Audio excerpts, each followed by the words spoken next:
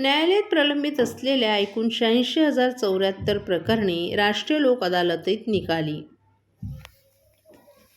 वर्षभरात आयोजित केलेल्या 4 राष्ट्रीय लोक अदालतमध्ये न्यायालयात प्रलंबित असलेले एकूण 86,074 प्रकरणं निकाली निघाली आहेत. तर वर्षातील शेवटच्या राष्ट्रीय लोक अदालतीमध्ये एकूण 21,573 न्यायालयातील प्रलंबित प्रकरणं निकाली झाली असून 18,510 दावा दाखल पूर्व प्रकरणं अशी मिळून एकूण 40,083 तडजोडपात्र असलेल्या प्रकरणांमध्ये पक्षकारांच्या सामंजस्यानं तडजोड करून निकाली झाली असल्याची माहिती ठाणे जिल्हा विधी सेवा प्राधिकरणाचे सचिव ईश्वर सूर्यवंशी यांनी आज एका पत्रकार परिषदेत दिली आहे. महाराष्ट्र राज्य विधी सेवा प्राधिकरण मुंबई यांच्या निर्देशानुसार जिल्हा व सत्र न्यायालय ठाणे अंतर्गत जिल्हा विधी सेवा प्राधिकरण ठाणे यांच्यामार्फत ठाणे आणि पालघर जिल्ह्यातील सर्व जिल्हा व सत्र न्यायालय तसंच सर्व तालुका न्यायालय, कौटुंबिक न्यायालय, कामगार न्यायालय, सहकार न्यायालय आणि इतर न्यायालयांमध्ये अमित एम शेट्टे, प्रभारी प्रमुख जिल्हा व सत्र न्यायाधीश ठाणे तथा प्रभारी अध्यक्ष जिल्हा विधी सेवा प्राधिकरण ठाणे यांच्या मार्गदर्शनाखाली जिल्हा विधी सेवा प्राधिकरणाचे सचिव ईश्वर सूर्यवंशी यांच्या समन्वयानं शनिवारी 9 डिसेंबर रोजी राष्ट्रीय लोक अदालतीचं आयोजन करण्यात आलं होतं. या निकाली प्रकरणांमध्ये न्यायालयाकडील प्रलंबित आणि दाखलपूर्व प्रकरणांमध्ये एकूण 28,65,72,515 अशी एकूण 1,99,44,172 एवढ्या रकमेचा समावेश आहे. मागील लोक अदालतीमध्ये उत्स्फूर्त प्रतिसाद मिळाल्यामुळे या राष्ट्रीय लोक अदालतीमध्ये दुसऱ्या वेळेस DRT या कर्जवसुली प्राधिकरणाकडील प्रलंबित प्रकरणं ठेवण्यात आली होती. त्यापैकी 131 प्रकरणं सामंजस्यानं निकाली निघाली असून त्या प्रकरणांचे तडजोड मूल्य 48,12,45,524 एवढं आहे. मोटार अपघात दावा नुकसान भरपाई प्रकरणात एकूण 294 प्रकरणात तडजोड होऊन पीडितांना रक्कम 25,95,960 रुपये भरपाई मंजुरी करण्यात आली आहे. या प्रकरणांपैकी ठाणे मुख्यालयात एकूण 182 प्रकरणांमध्ये तडजोड होऊन 15,67,04,960 एवढी नुकसान भरपाई पीडितांना मंजूर करण्यात आली आहे. वसई न्यायालयात एका मोटार अपघात दाव्यामध्ये प्रकरणात गो डिजिटल इन्शुरन्स कंपनीकडून उच्चतम रक्कम नुकसान भरपाई म्हणून 2,08,50,000 रुपये मंजूर करण्यात आलेत.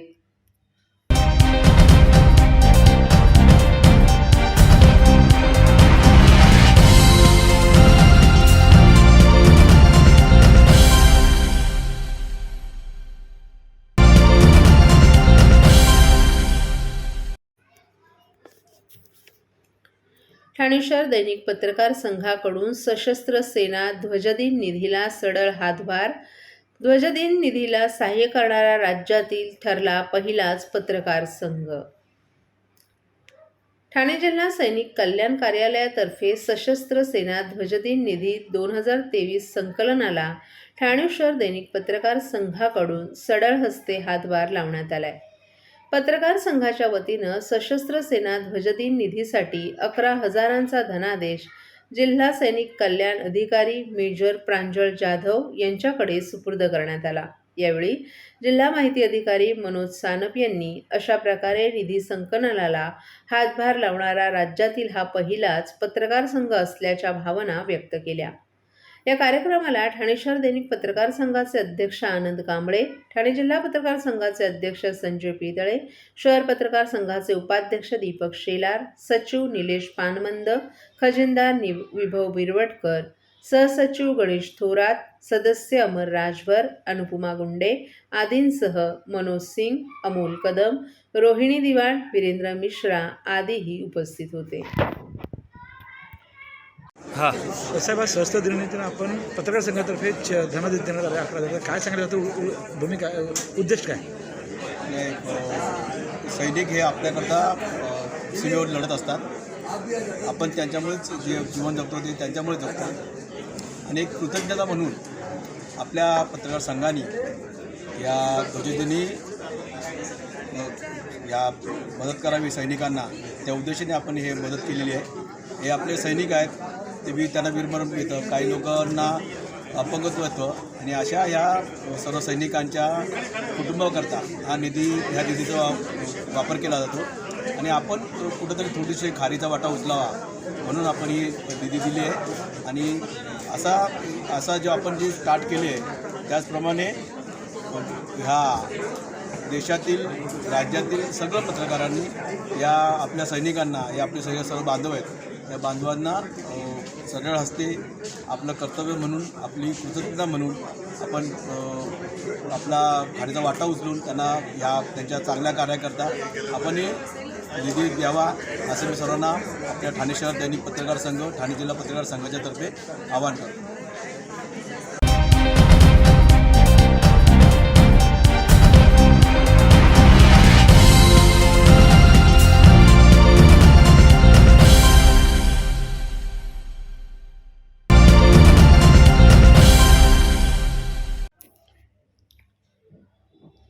मेट्रो रेल्वेचे खांब आणि शहरातील वाहतूक बेटे यावर फलकबाजी केल्यास महापालिका करणार दंडात्मक कारवाई. ठाणे शहराच्या हद्दीत मोडेला मिल्स नाका ते गायमुख आणि बाळकुम या भागात उभ्या राहिलेल्या मेट्रो रेल्वेच्या खांबावर कोणत्याही स्थितीत भित्तीपत्रकं, फलक अथवा होर्डिंग्ज लावता येणार नाहीत. हे फलक चिकटवून शहर विद्रुपीकरण केल्यास दंड आकारण्याबरोबरच गुन्हे दाखल करण्याचे निर्देश महापालिका आयुक्त अभिजित बांगर यांनी दिले आहेत. त्याचबरोबर महापालिका क्षेत्रात दर बुधवारी अनधिकृत फलक सफाईची मोहीम सुरू करण्यात येणार आहे. तिन्ही परिमंडळाचे उपायुक्त आणि सर्व प्रभाग समितीचे सहाय्यक आयुक्त यांनी त्यांच्या हद्दीत ही मोहीम राबवावी. या मोहिमेत सर्व अनधिकृत फलक काढले जातील याची दक्षता घ्यावी असं आयुक्त बांगर यांनी स्पष्ट केलं आहे.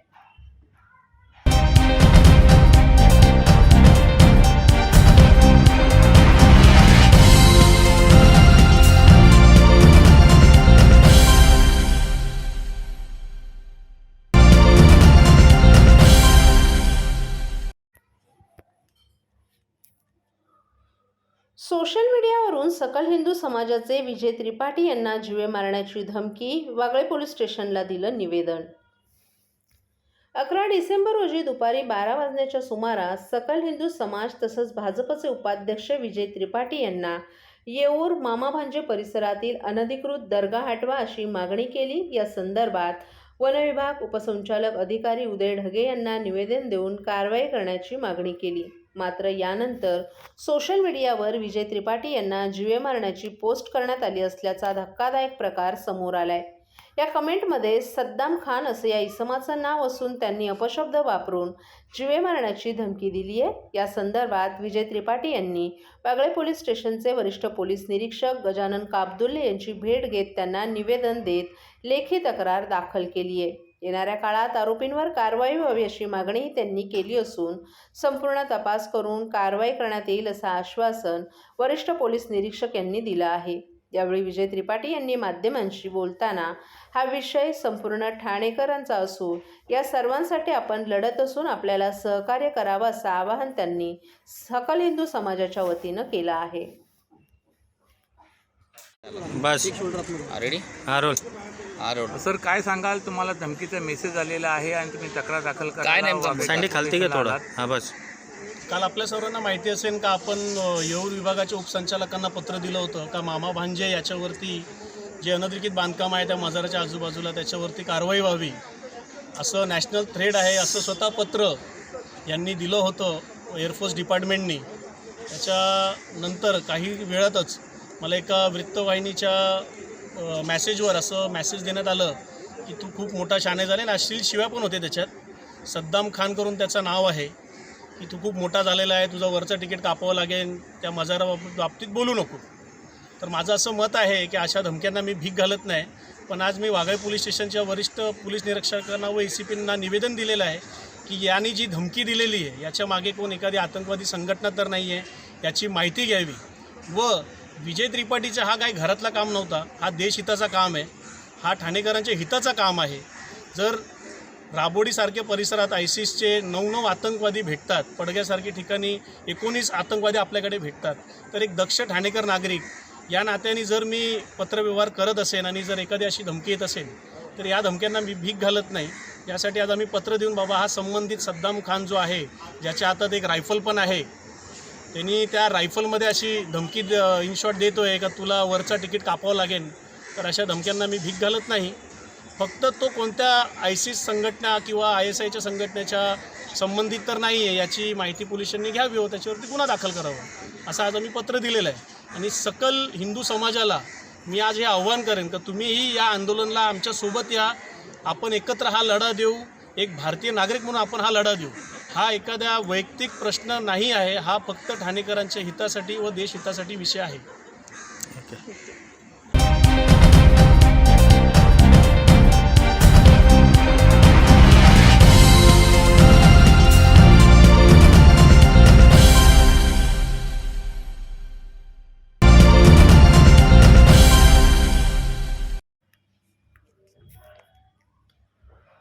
ठाणे शहर विकास विभागात खाजगी व्यक्तींकडून तपासण्यात येणाऱ्या फाईलमध्ये त्रुटी काढून मुख्यमंत्र्यांच्या नावे तडजोडी केल्या जात असल्याचा आमदार जितेंद्र आव्हाड यांचा आरोप.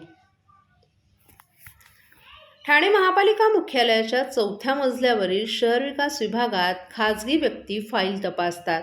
या फाईलमध्ये त्रुटी काढून मुख्यमंत्र्यांच्या नावे तडजोडी केल्या जात असल्याचा आरोप राष्ट्रवादी काँग्रेस पक्षाचे शरद पवार गटाचे आमदार जितेंद्र आव्हाड यांनी विधानसभेत केला. पुरवणी मागण्यांवरील चर्चेत भाग घेताना त्यांनी ठाणे महापालिकेतील भ्रष्टाचाराच्या विरोधात आवाज उठवला.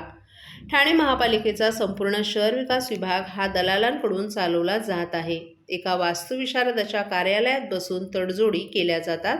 त्यासाठी प्रति चौरस फूट 300 रुपये घेतले जातात.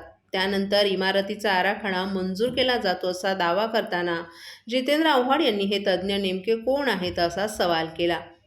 महापालिका अतिक्रमण विभाग हा विविध राजकीय पक्षांना पैसे पुरवणारा विभाग झालाय. कार्यक्रमांसाठी 20 ते 25 लाख रुपयांपर्यंत पैसे दिले जातात. महापालिका क्षेत्रात 9 मजली इमारती अवघ्या 6 महिन्यात पूर्ण केल्या जात आहेत.